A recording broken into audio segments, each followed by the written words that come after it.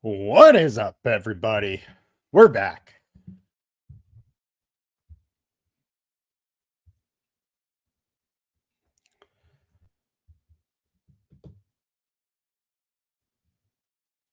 What is up, everybody? We are back. We got the MLB DFS slate to go over for tonight. It is the main slate that we will be covering for Wednesday, August 20th. I'm your host, Tyler Wiemann. Now let's dive in. If you have not already, please download our LineStar app. It is on iOS, it's on Android. There is no second best as far as mobile DFS apps out there. We are by far the best. $39.99 per month gets you access to all we do on all platforms for everything. You got DFS, you got props, web, iOS, Android. You get it all for all the sports we cover. All right, let's dive in. Thank you guys for joining us. As always, we're going to go over the perfect lineups from yesterday first. Then we will dive into the winning lineups, and we got a special shout out to T. Kim, who finished 5th. If you are in our chat, you definitely know who T. Kim is. He's been there for a while. And want to give his lineup yesterday some praise as well. So, getting over to DraftKings, our perfect lineup. We got Jacob Lopez and Nick Pivetta. Both went absolutely nuts. Two guys we were definitely on yesterday. Then we had a two-man White Sox stack, two-man Yankees with some one-offs after that. With almost using all the salary, 278.4 was the score, and the winning DraftKings lineup went to R. Flacco 94 with 235.15, beating Scout by, just under 14 here. They had Green, they had Lopez. Green was the chalk. He was fine. It's not like Pivetta scored a whole lot more than him, but it was just a touch, just a hair more. And then Lopez was the guy you really needed at a little cheaper salary that had a game.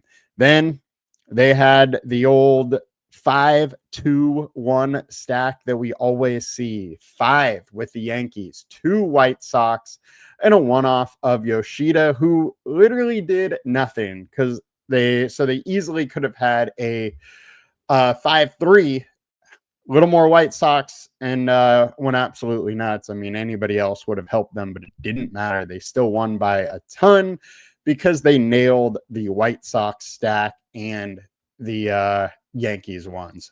Now, let's get over to FanDuel, see what we got over here. All right, Nick Pivetta putting up 55 at 9,700. He was my favorite pitcher yesterday. Then we had a 3-man Yankee stack and all one-offs after that. Almost using all the salary, 372.2 was that lineup, perfect lineup score. Adele and Call just had days. J-Ram not too shabby, as well as Albies. What I do think is interesting is Michael Harris, who hit a home run for once again, and Profar, who hit his 4th home run in 3 games. Both are not in the lineup just because other guys went so nuts. And then the winning lineup went to Supreme, who had Pivetta. Then they had a 4-4 stack of the White Sox and the Yankees. T. Kim had a 4-4 stack as well, but he went Lopez, and he just didn't have the nuts as far as that 4-4 stack, whereas Supreme did and had that better pitcher. 288.3 for Supreme.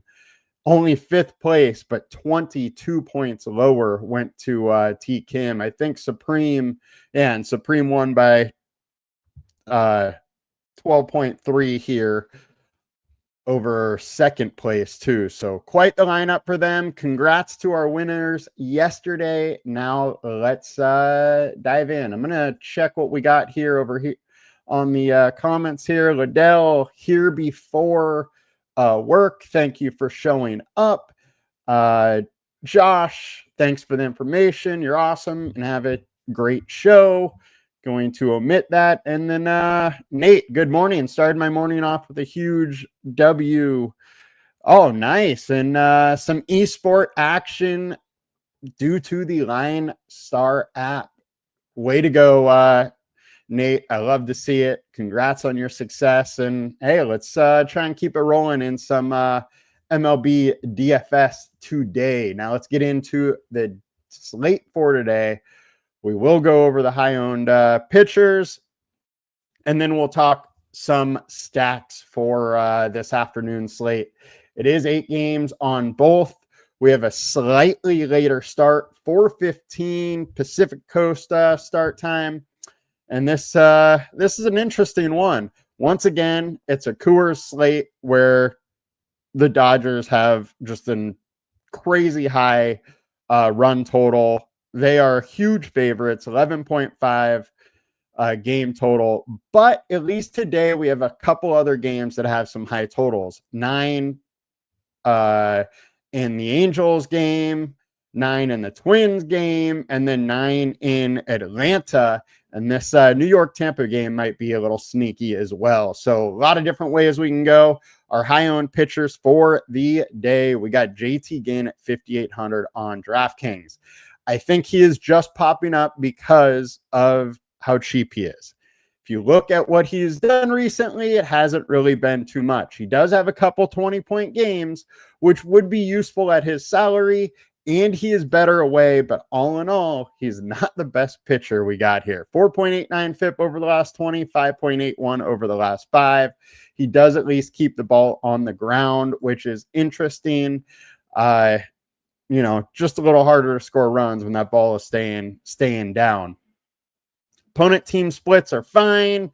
All in all, I'm okay with JT Ginn. I just think he is going a little too high owned for what he can do. I don't mind if you get a little bit, but I'm not going to go that hard on him. Next, we got Shohei Ohtani.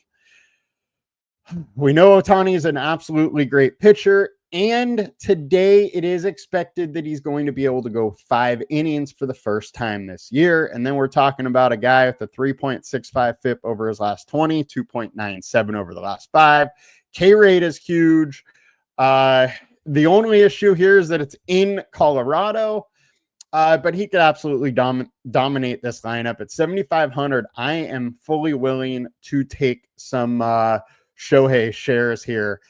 We've seen 7 and 8 Ks in 4.1 innings. If he's going 5, that 7-8K is absolutely still in the wheelhouse, and it's versus an offense in the Rockies. It's not that good. The downside, we are going against Colorado or in Colorado, so I don't mind getting away from him either. But at 7,500, I'm at least interested in this spot with his type of strikeout upside. I think the likelihood of him getting to mid-20s is much higher than JT Ginn. So I'd rather, just pay up and get to Ohtani in that. Next, we got JP Sears, 6,500, 22% owned. He hasn't been good. 5.19 FIP in his last 20, 5.04 in the last 5. Tons of fly balls. At least he's at Petco where that does keep the ball in the park a little bit better. And the splits versus lefties for the Giants are awful, striking out an absolute ton. I think there is some upside in this matchup. We have seen him go for 27 versus the Giants earlier this season. He is a guy that can get, 5, 7, 8 Ks, and we have a combined K rate of 27%. I also think that it is interesting to note that in the minors, because he did, after the trade, he started once with the Padres, then got sent down to the minors. They had been working on a different pitch mix for him. So that could help kind of solidify him as a rotational starter if it works out. I think it's interesting to take some shots at Sears at Petco Park versus a team that's not great versus lefties. I don't love his ownership. Just like JT Ginn, again, I don't love the ownership, but I do like the ceiling opportunity for Sears much more than I do like JT Ginn. And he's almost he's not even 1K more expensive. Next, we got Yusei Kikuchi. Absolutely love this spot for Kikuchi. Cincinnati has not been good versus lefties. 23.4% K rate, 304 WOBA.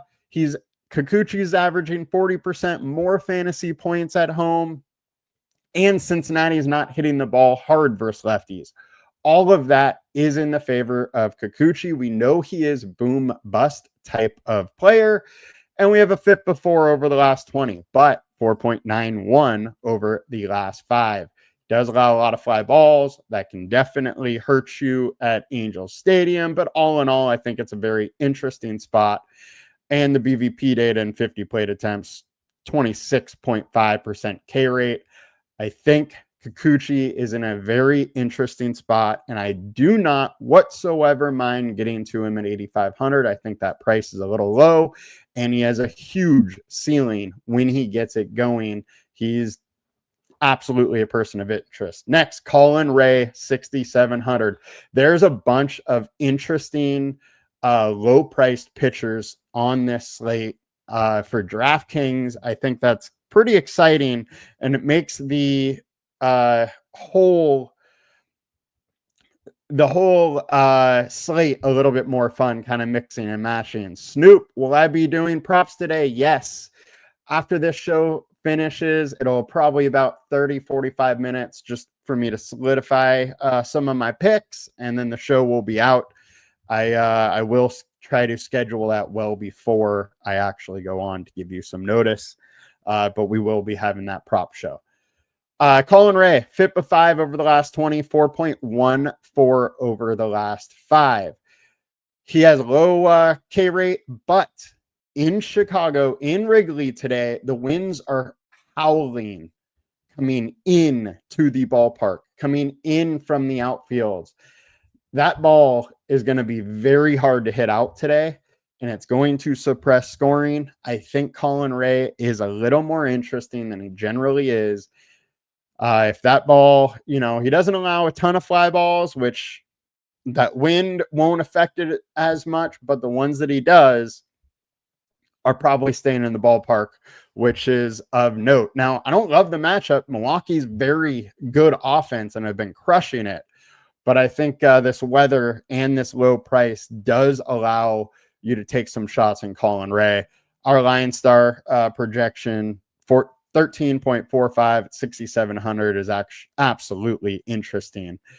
Hurston Waldrop, 8,700, 15-point projection. Look, this guy has been a solid prospect in the Braves organization.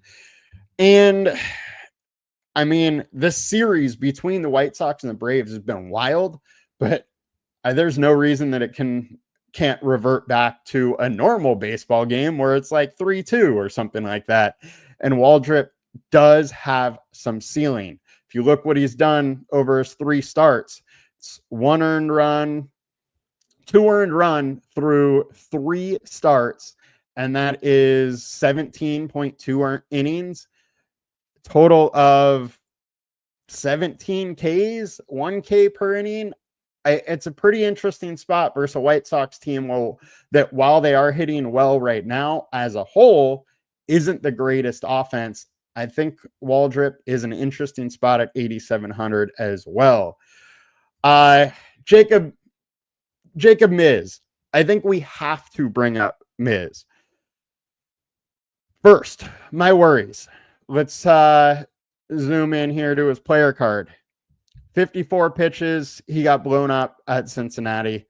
80 pitches, 2 earned runs, 3 runs total.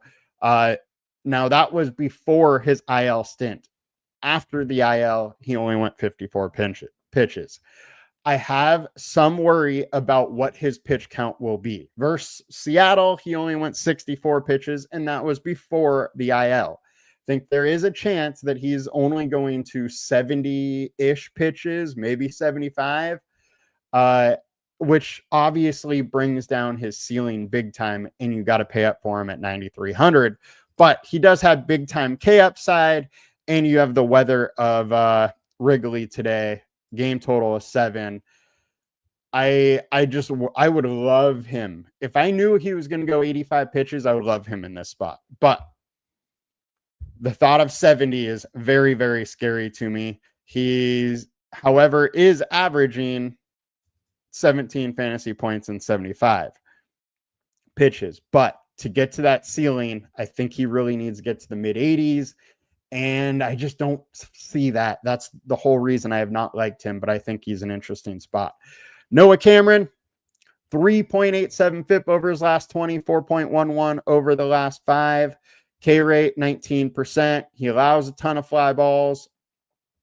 I don't mind this spot. Simply put, Texas isn't great versus lefties. And with that, I want some Noah Cameron. There's really not many pay up options today, and he's one that I think can be relied upon a little bit and get you different while doing that. So I think he's an interesting option. And then Rasmussen. Yankees were an absolute buzzsaw yesterday, but we did talk about how Baz hasn't been good at home, hasn't been good versus lefties. Yankees threw a lot of lefties at him, and Yankees came through. Now Rasmussen, 3.76 FIP over his last 20, 2.12 over the last 5, 25% K rate over that short span. And Yankees, while they hit the ball hard and have been getting on base, only a 237 average over the last 150 games, striking out at 24% too. So there is some upside. All in all, I'm interested. BVP data heavily favors Rasmussen. 45 plate attempts, 42% K rate, 23% K rate. Eddie, what's going on, my man? Sorry that WNBA didn't go your way yesterday, but hey, we're back. And yes, hope the LineStar family is happy. So Rasmussen is the last pivot I wanted to talk about. And let's get over to the other side on FanDuel and just get over ownership here. JP Sears, 25%, 7,200. I don't mind it. Not many pay up options. I would on FanDuel prefer going Kikuchi or Waldrip and paying up there. But I think Sears has some interesting upside. Miz would be an absolute slam if I knew he was going to go enough pitches. But the algo obviously does not think he's going to go very many either with the 25% point projection. Noah Cameron at 33 is very, very interesting. I don't mind going that way as well. I think today on FanDuel is one you can definitely get a little different with pitching. Now let's get over to stacks before we can round this out and I can finish my studying for the props show, which will be out later, which we did go 3-0. I threw 4 props out there yesterday, and one guy was a DNP, wasn't in the lineup. Everybody else hit. And all right, highest owned stack, we got Dodgers, 122%. They're going to be super chalky in Colorado always, especially when it's 90 plus degrees at the start of the game. The wind is crossfield, so it's not going to be a big help for those balls today, but it is 90 degrees and it's Coors. That's a big enough boost as it is. They're chalky. I'm not going to try and talk you off them. Tanner Gordon isn't very good. 5.23 FIP over his last 20, 4.2 or 4.7 over the last 5. And then you have the poor bullpen behind him. I don't have to tell you or go long in the tooth on that breakdown for the Dodgers. A's versus Bailey Ober. This is a spot I'm super interested in. 6.43 FIP over his last 5, 4.93 over the last 20. Andy's a guy that can give up a lot of home runs. The A's have plenty of power. The splits are in his favor, are on the A's favor. I think they're a very, very interesting play, going fairly low owned as well. Our high value play of the day, we got Colorado versus Ohtani. You have the wild card of Coors. Ohtani's a great pitcher, but it is Colorado. It is Coors. We have seen wild things the best pitchers can get blown up. Bulletproof attack Ober. Absolutely. I think A's are in a great spot. We are both in very much agreement there. I think Colorado with 90-degree temps, even though it's Ohtani, is a little interesting. I'm going to for sure get some. I'm not going to go super, super hard on them, but there's more than enough interest there to warrant that.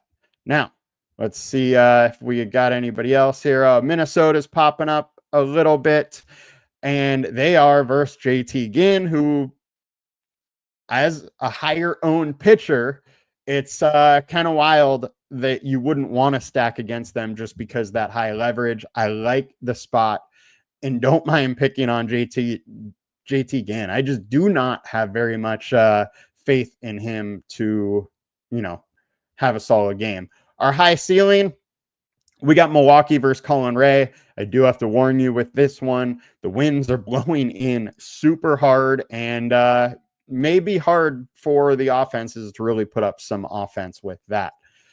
And then any other A's are popping up as well. Our high leverage stacks, we got also Milwaukee, and then Yankees are popping up. Yankees just went nuts yesterday. It is a small ballpark down there in Tampa and warm weather, so makes some sense. And winds slightly blown out, makes some sense to go that way. Liddell Brown, who is an A's fan, doesn't trust JT Ginn either. And he can definitely let guys on, and there's some pop. So and he doesn't trust many A's bats. The thing with Ober is he can be good. He can come out. He is a little bit of a boom bust guy. He can come out and be absolutely great or just get shelled. If we look at his player card, it's, those up and down type thing that we love looking at for DFS. Big up, big ceiling, very low floor. He can give up 7, or he can be the annoying kind of Hendricks type where he goes 6 innings, gives up 2 or 3. But if he's really on, he goes 6 innings, gives up 1 and 6 Ks. I don't like him as much from a pitcher standpoint. Trying to pick him on him with stacks, I do think is interesting. But yes, it is a little hard to trust. And let's click the teams tab before we round this one out. 7.1 implied total for the Dodgers is wild once again. They did it last night. They didn't do it Monday. I mean, I'm not going to try and talk you off them. The only reason to fade them is from a game theory aspect, because so much ownership will go to the Dodgers. 5.1 for the Braves. I think you got to stay on the Braves here. They've been very hot. Yesterday, I talked about Profar and Harris. Both went yard. Both are in a decent spot again today versus Martin Perez, who has been struggling just to stay in the MLB the last couple of years. While his numbers look decent, I don't mind picking on him whatsoever, and I don't mind getting to that bullpen of the White Sox. Angels versus Cincinnati. Definitely has some interest versus Nick Martinez. Minnesota at 4.6 versus JT Ginn. Rooker can totally be trusted. I think the A's can be trusted. They're in a good spot versus Ober. I don't mind some of them, absolutely. Josh is going to go with Dodgers and Yankees stacks. You're paying up there, so you're going to probably have to pay down at pitcher, but today's one you can definitely do that.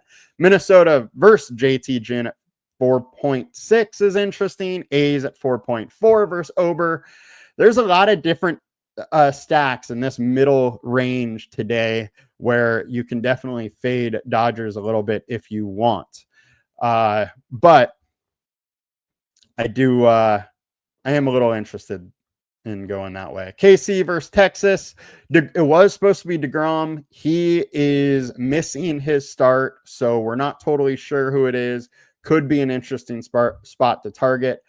Tampa Bay versus Schlittler, I'm all in. I think Tampa is the side that I would rather in this Tampa Bay versus Yankee game today.